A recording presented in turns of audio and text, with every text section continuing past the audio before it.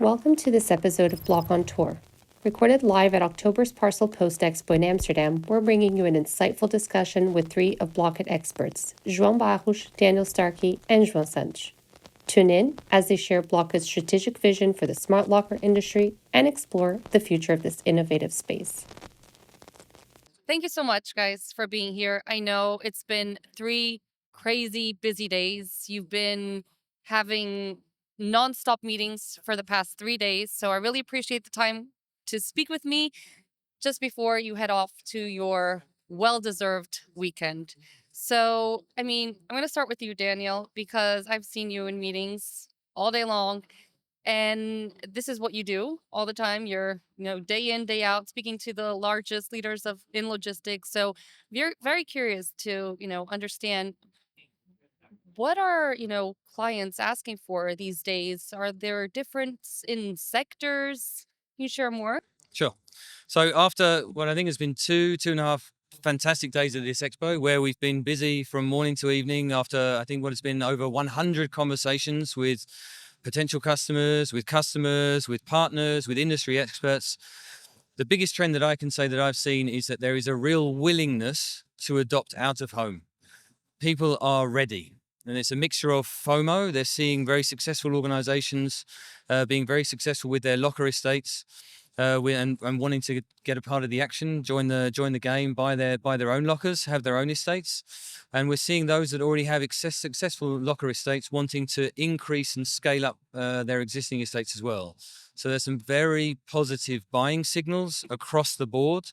Everybody is interested in getting a piece of the action. They know they have a big problem. They have a big challenge associated to the rising parcels and the projected rising parcels for the years to come. And so they're looking really at solutions, and lockers is one of them, out of home, to really try and help them address that challenge. No, that makes a lot of sense. And I feel that this is like a new era on unattended parcel delivery. And from what we've been hearing, it feels like it has a lot to do with the increase in the online shopping and the changes in consumer behavior. And I'd love to hear your thoughts on this. No, for sure. I think like in terms of e-commerce has been booming from the last for the last years. It's projected to reach close to 8 billion parcels in 2025. Re-commerce has been a growing trend as well. So it is projected to rise 27%. To 120 billion parcels as well. 85% of Europeans actually bought or sold second use items actually, so which is massive. And in terms of out of home adoption, I think Daniel covered it. So the rise, it has been staggering, and it will continue to be staggering. So at the moment, it's projected that 30% of out of home deliveries in Europe will be to out of home solutions and not to home delivery, basically. And João, do you think that government regulations and policies will have a play in the shaping of? No, yeah, for sure, for sure. We've seen this in Germany as well. So currently, so there are a lot of restrictions in terms of real estate to drop carrier specific parcel lockers. This is a trend that basically will shift to more agnostic and open networks. Even if it's a DHL locker, it will be open to other carriers and other players. So I fully agree that regulations have a big part in how the locker network will evolve in the future and how the market will evolve as well. That's super interesting. I mean, and João, you are all into operations. So there's obviously a huge change in the landscape, in the industry, in the way consumers want to get their parcels. So in terms of operations, in terms of Bloq.it, what is changing? How are we meeting all these changes? Good question. There's so much going on, right? So much interest, like picking up on Daniel's words, from different customers, different countries, different industries, but also with João's points on the regulation. I think the goal for Bloq.it is focusing on future-proofing our products, both on a hardware and software side. If we look at the Next as our flagship We focus a lot on having that functional screen that allows for different flows, different carriers, different customers, having the printer. So being able to cater for a different type of use cases that will allow us to adapt to those changes, those different demands, but also on the software side, focusing a lot on the agnostic side of things, the open network, a lot of features on our cloud side that then connect to the lockers, enable all of this, those different carriers using the same locker on those municipalities that start to talk about enforcing it, even if it will be only on the public side. But there's a lot to do, a lot to be done, but the focus on our side is that flexibility, adaptability. It's a really good point now that you're talking about flexibility because, obviously a very hot topic is autonomous lockers. We're powering the number one fastest growing carrier, Vinted Go. So, you know, why, why would this trend setting company like Vinted go for an autonomous locker? So look, Vinted is a very customer-centric company. They focus a lot on the customer needs. And I would say that the battery locker allows them to be closer to the customer on those locations where it's really, really hard to go and put a locker in.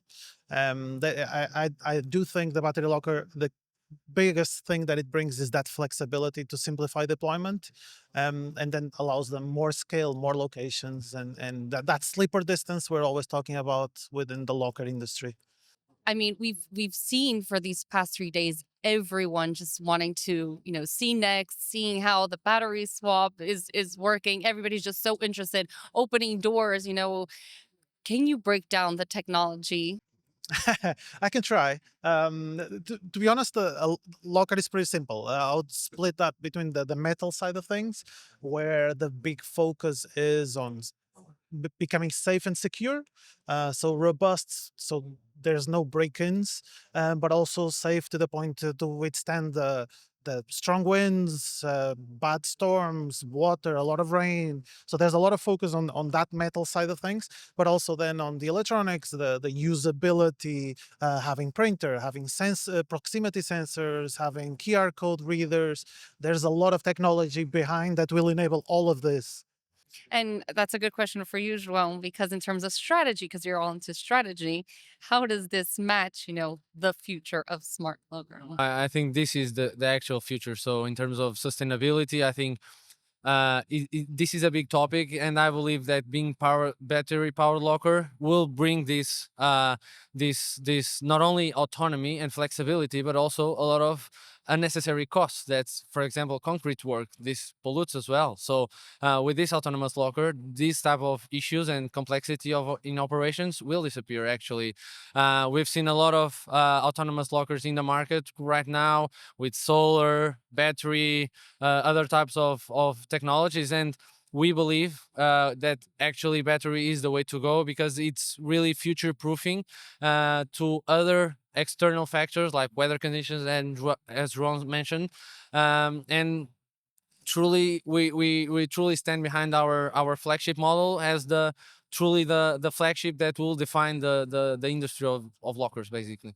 I mean, obviously we have autonomous lockers, but we still have our electric plug locker, so that certainly won't disappear. But I'm very curious from a commercial standpoint, Daniel, who do you see as the main adopters in terms of autonomous lockers, or is it sectors? Is it just geographical? So in the end, I think the answer to that question is everyone. There hasn't been a single person that has come to the stand over the last couple of days that has been uninterested in the ability to have this autonomous locker. What it enables for these organizations is access to locations that are otherwise closed to them because they have no ability to run power, they have no ability to run LAN cables. And so when we're talking about the value of a locker network belonging to the density of that network, you need to have a lot of lockers. You need to have that density in order to become a valuable part of a carrier's network and really for it to make a difference. And so when there's a lot of competition, there are a lot of carriers out there. There's a lot of agnostic providers out there of locker. There's a limited amount of real estate. And so in order to be able to make the most and maximize on that real estate, you need to have the appropriate solutions that enable you to deploy where you need to. It's a good point that you mentioned agnosticism, because that gets me into my next curiosity, which is how do we see this long term? Because obviously, yes, there's a limitation in terms of space. So, how are we able to continue to deploy lockers and expand this network of lockers? João. No, I think that being agnostic is it's going to be key. I think the market itself it's fragmented at the moment. In the future, there will be some consolidation, and I believe the route to consolidation is being able to use other people's lockers and to create actually locker networks. As Daniel mentioned, there are a lot of players already in the field deploying agnostic networks. I believe that not only those players will be key, but also opening the actual closed networks that we have right now to enable that consolidation will be also key. So that is absolutely the future of lockers, because as Daniel mentioned, locations are quite limited at the moment. So that's the way to go, actually. I think there's an interesting question there, though. That how likely do you think that is actually going to happen? If I think of some of the early adopters of smart lockers, and they have estates of 2, 3, 5, 10, 15,000 lockers, it's an asset for them. They control the capacity. They're not beholden, or they're not limited by capacity by having to offer to somebody else.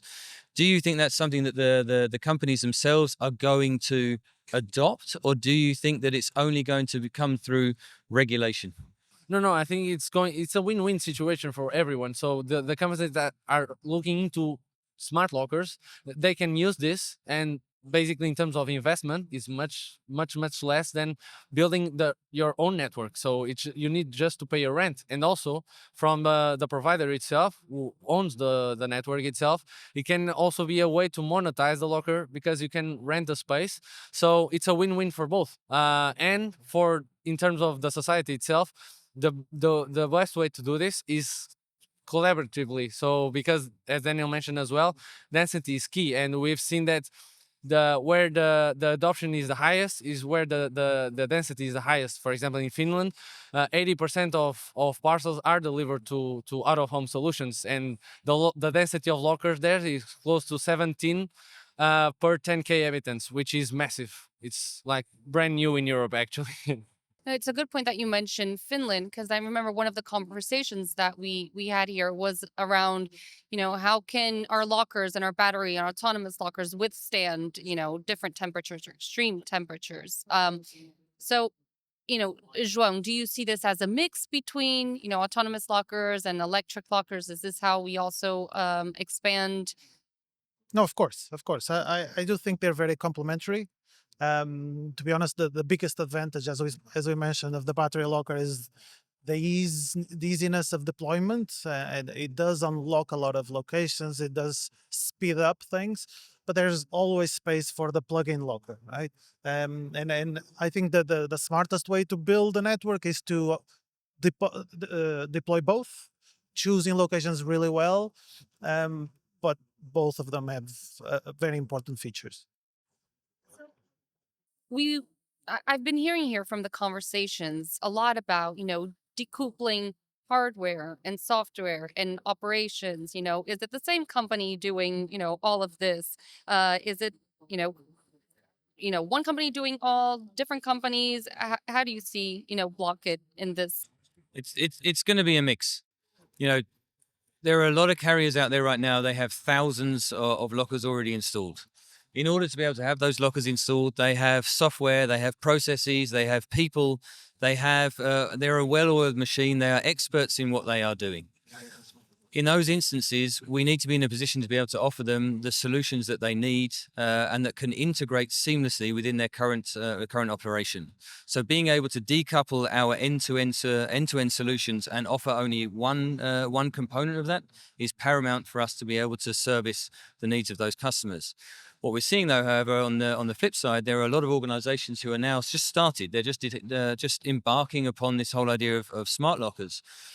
And what we're trying to say, and I think they're understanding as well, they're seeing this too, is that why should we go and reinvent the wheel? start everything, create everything from new, and experience the same mistakes that people have created 10 years ago and every year since when they're trying to create something new, when we can actually take an industry solution, which are now on the market, which we're providing as well. And we have one single neck to choke, for want of a better expression. We have one solution provider who can provide us really the total solution from end to end, from the locker, the software, the deployment, and the ongoing maintenance. It's a really good point. I mean, we're super innovative, right? Also, so I mean, even if we're offering software and uh, our products are the best out there. So obviously, I'm going to touch on the question about innovation. So I'm very curious about. We've been hearing all about robots, electric bikes. I mean, we've seen them here exposed as well. So, from your point, from the strategic point of view, João, what do you think is the most innovative thing happening in the tech world? Our- Elon Musk's robots. No, just kidding. So in our industry, actually, I saw something the other day which like freaked me out a bit, because it was like an automatic delivery system through drones that dropped into the on top of the locker, drop the parcel, recharge a bit, and then drop again, lift again to pick another parcel. So that type of thing, I think, is going to be the future. I'm not sure when it's going to be, but I think like autonomous deliveries, doing everything autonomously is going to be the key to the future, basically. I mean, okay, so let's imagine. I mean, João Santos just said that he doesn't know what the year is, but let's now imagine that we're in 2030. How do you see, autonomous lockers changing lives? Do, packages just teleport into our hands? How do you envision That's this? a very good question. Look, 2030 is just around the corner, right? It's not that far away. And we do know innovation comes from one day to the other, and you're not really expecting it even. I would say that the focus and what we've been doing here at Bloq.it is, rather than focusing on a specific technology, we're focusing on solving problems for the customer. I think the usability for the customer is always key. The convenience, that's always the focus. And then you pair that with making costs lower for the operators, reducing the time to delivery, and focusing on all of those. Innovation will keep coming, right?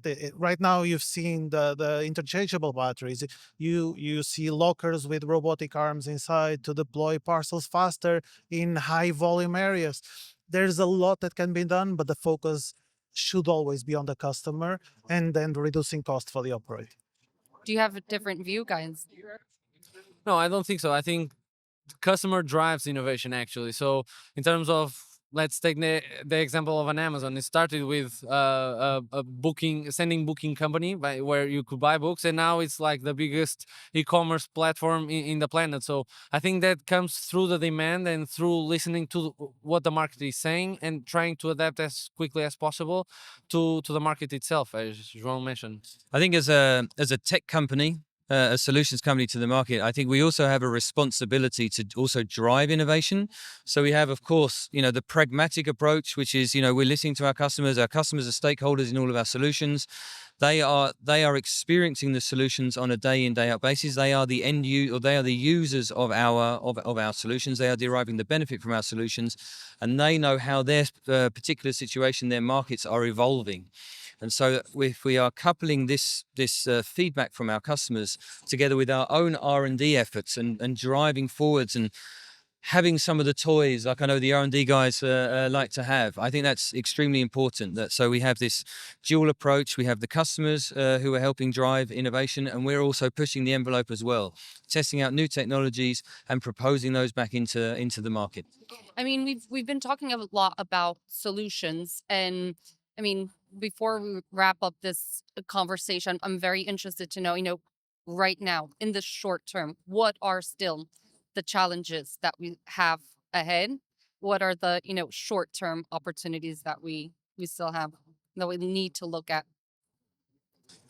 So I think one of the biggest conversations that we're having, and I think every other locker provider is having as well, is the ability to manufacture enough devices to be able to meet demand.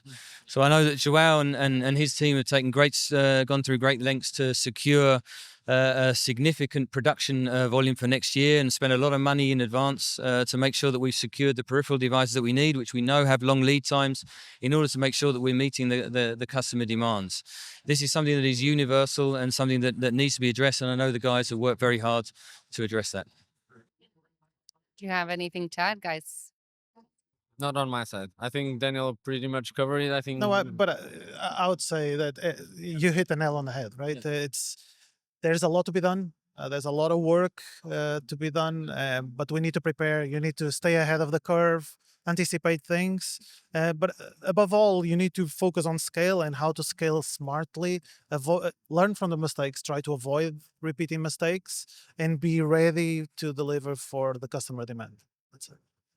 This has been great, guys. I mean, thank you so much. I think this is going to be super insightful for our industry. So that's a wrap on Smart Locker Industry Insights, and we'll see you soon.